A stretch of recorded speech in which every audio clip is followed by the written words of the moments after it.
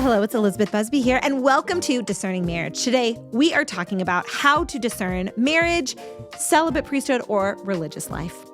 So, at its most basic core, the first thing you need to do to be able to discern freely is to not be afraid.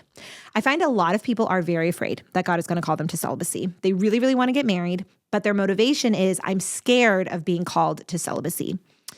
God will never call you to something that you don't want to be doing. And if you are afraid that he will, man, I don't think I've ever gotten this bold so early in a YouTube video, but I'm just going to do it.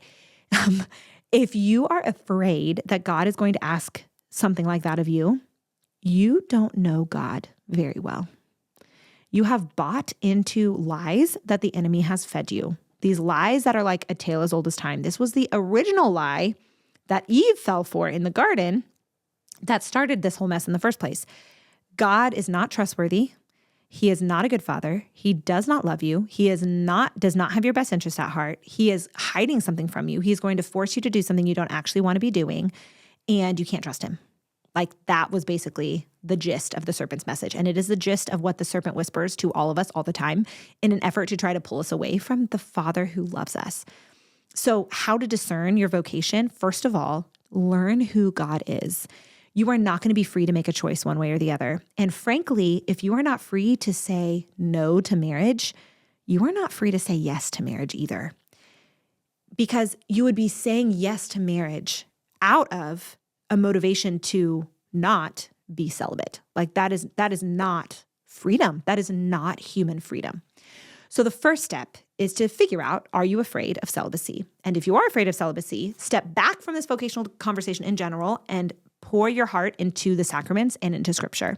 Go to mass and ask Jesus to reveal himself to you. Go to confession so that you are able to be a free, pure vessel. You have all of the sins wiped off of yourself. You are made a new creation, and you are able to enter into relationship with him, made new once again.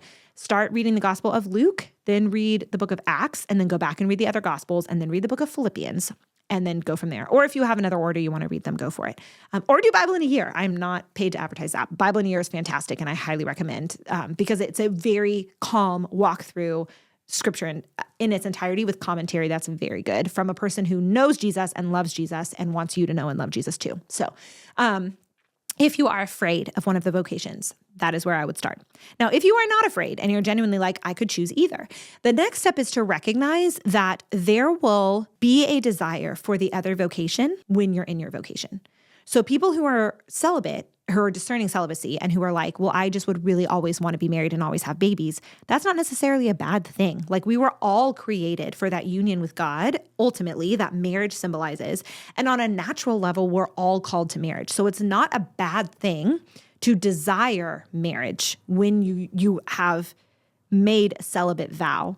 However, there should also be some desire for the celibate vow. So I'm not saying just force yourself into celibacy if you really want to get married. But what I'm saying is the concern, you're not going for a total eradication of your desire for marriage. No. The flip side is when people get married, they may not realize how much they long for a celibate lifestyle, or at least the benefits of a celibate lifestyle, until they're waist deep in parenting, which often comes quickly for most couples. And you're I would love to have set prayer time every day. I would love quiet where I can focus on my intimacy with the Lord. I would love to know what's coming next. I would love to sleep through the night. I would love to be able to have a schedule that I stick to all the time and not be constantly meeting the demands of all of these tiny humans who are just literally their life depends on my ability to care for them, right? So there are pieces of celibacy that you'll long for when you're married, and there are pieces of marriage that you'll long for when you're celibate. And that's not a bad thing. That just means that you're properly ordered. Your heart is open to the beauty of both. You're not running in fear from one or the other, and you're not repressing desires from one or the other. And then the one practical piece of advice, there are so many people out there who talk so beautifully about discernment and practically how to do it. Father Timothy Gallagher is one of my favorites. We can link one of his books in the description here. And I'm not going to kind of wade into the waters of how to practically discern something. But what I will say with this particular marriage versus celibacy, your vocation, if you are in a state of grace, meaning that you are going to confession, you're receiving the sacraments regularly, you are able to have self-control in the areas of your life, or are actively working towards self-control, or actively running back to the feet of the Father in confession and begging for his mercy, then you can trust your desires. So it can be as simple as, what do you want? What do you want? Do you want to marry Jesus and have that incredible, beautiful intimacy with him that marriage ultimately symbolizes that we're all going to experience in heaven one day? Do you want a taste of that now? Do you want to order your life toward being able to spend hours with him and deep dive in intimacy in his heart, and let him deep dive in intimacy in your heart, and serve other people? And do you want to do that, to live in that kind of a community? Or do you want to pour yourself into a very narrow focus of one spouse and a handful of children? Like, do you want to tuck yourself in the cloister of your home and have your life revolve around these other people? Do you want to let the Lord speak in prayer through the demands of that vocation, which does not mean hours of uninterrupted prayer time and sleeping through the night and being able to really focus entirely on your needs and your wants and what you're hoping to do, with your time and with your energy and all of that? Do you want all of that to be decided for you in a certain sense by the demands of your family life? So there are so many elements of either life that are really beautiful and so many elements that are really hard. And a lot of it comes down to, like, what do you want? And if you find it hard to believe that God would let you make a decision based on what you want, we're circling back to the start of this video, and you just don't know God enough.